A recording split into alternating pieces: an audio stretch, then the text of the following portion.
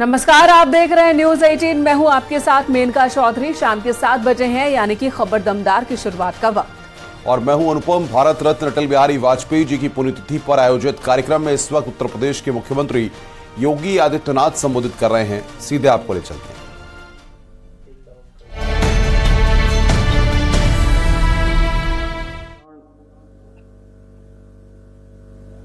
श्री सुरेश कुमार खन्ना जी, सूर्य प्रताप शाही जी, आशीष पटेल जी, गिरीश चंद यादव जी, राज्यसभा के माननीय सांसद डॉक्टर अशोक वाजपेयी जी,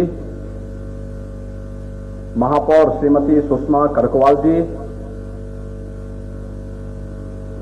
प्रदेश सरकार के पूर्व उप मुख्यमंत्री और विधान परिषद के माननीय सदस्य डॉक्टर दिनेश शर्मा जी, पूर्व मंत्री डॉक्टर महेंद्र सिंह जी,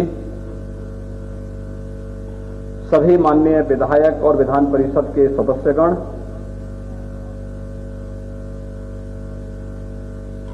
पंडित अटल बिहारी वाजपेयी फाउंडेशन से जुड़े हुए सभी पदाधिकारीगण और उपस्थित भाइयों बहनों, आज हम सब भारत माता के महान सपूत भारतीय जनता पार्टी के संस्थापक अध्यक्ष के रूप में, जिनका एक लंबे समय तक मार्गदर्शन लखनऊ को, प्रदेश को और देश को प्राप्त हुआ, ऐसे अपने श्रद्धेय नेता अटल जी की 5वीं पुण्यतिथि पर उनकी स्मृतियों को नमन करने के लिए आज यहां पर एकत्र हुए हैं। मैं इस अवसर पर प्रदेश शासन की ओर से और उत्तर प्रदेश वासियों की ओर से श्रद्धेय अटल जी की स्मृतियों को नमन करते हुए विनम्र श्रद्धांजलि अर्पित करता हूं।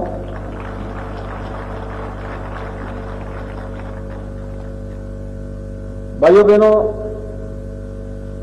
नाम के अनुरूप अटल जी का व्यक्तित्व भी था।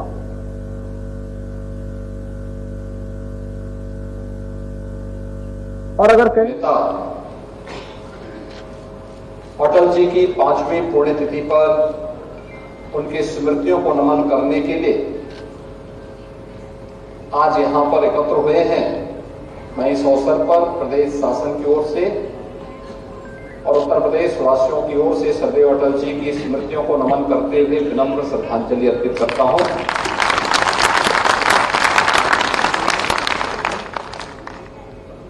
भाइयों बहनों,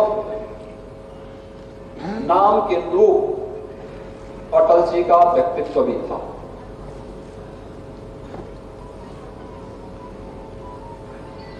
और अगर कहें तो उनका व्यक्तित्व बहुमुखी था। वे एक पत्रकार भी थे, एक साहित्यकार भी थे।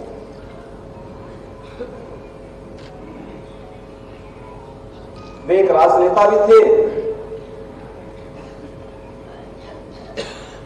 और भारत की आत्मा को झंकृत करने वाले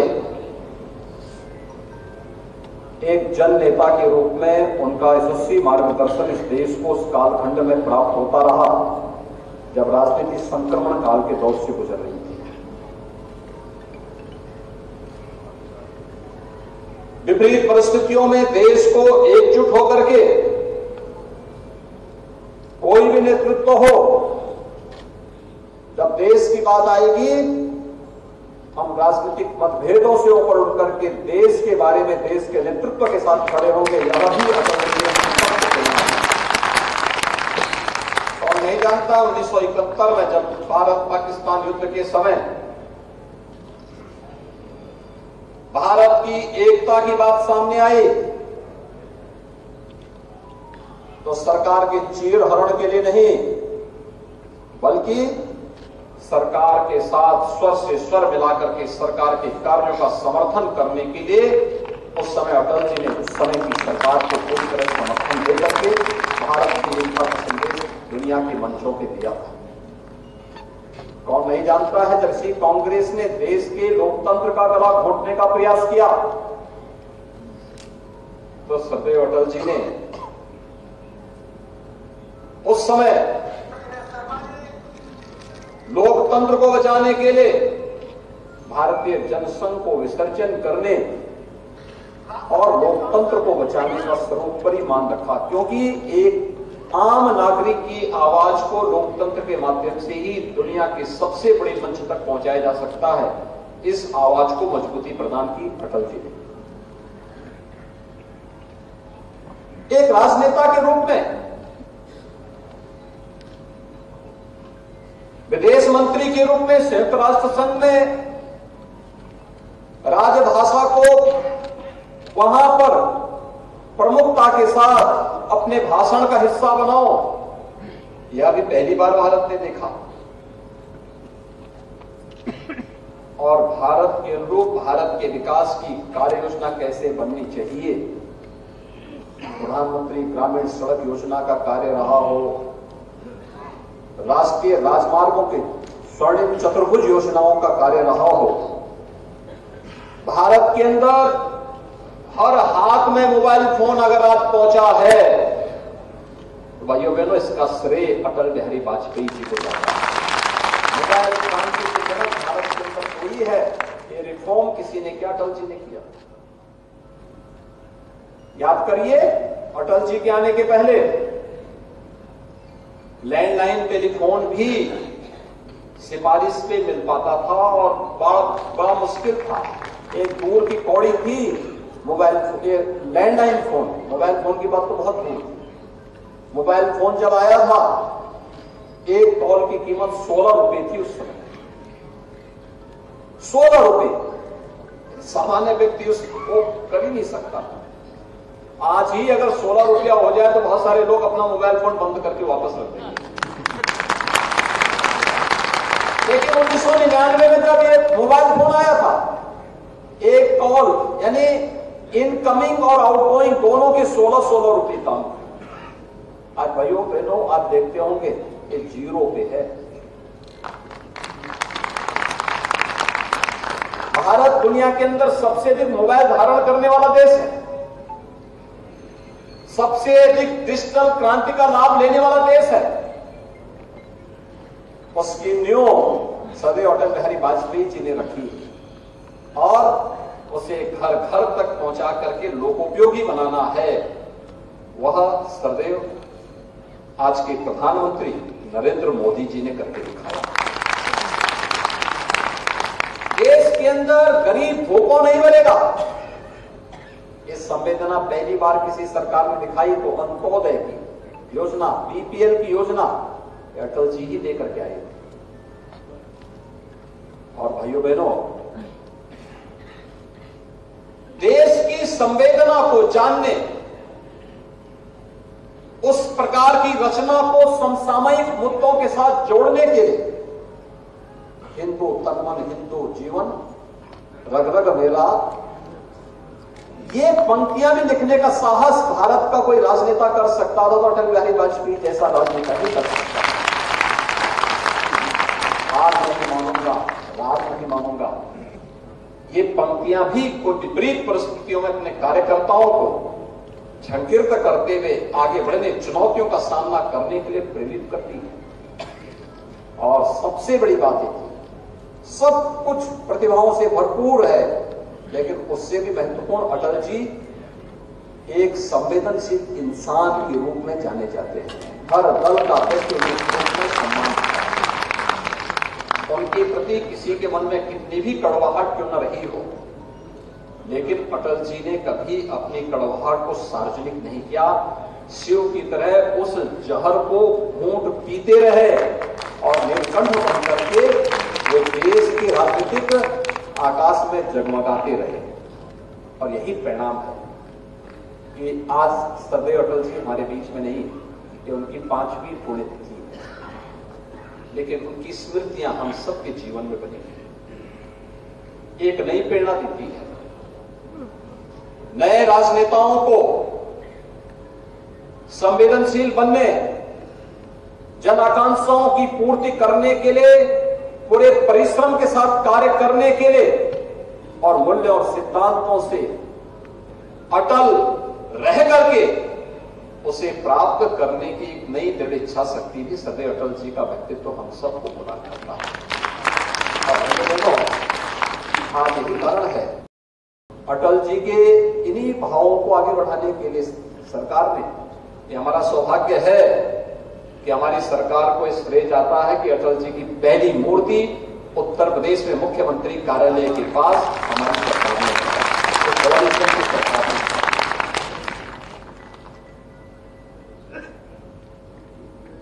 मूर्ति स्थापना के बाद कोरोना कालखंड में आदरणीय प्रधानमंत्री जी उस मूर्ति का लोकार्पण करने के लिए स्पेशली लखनऊ आए थे।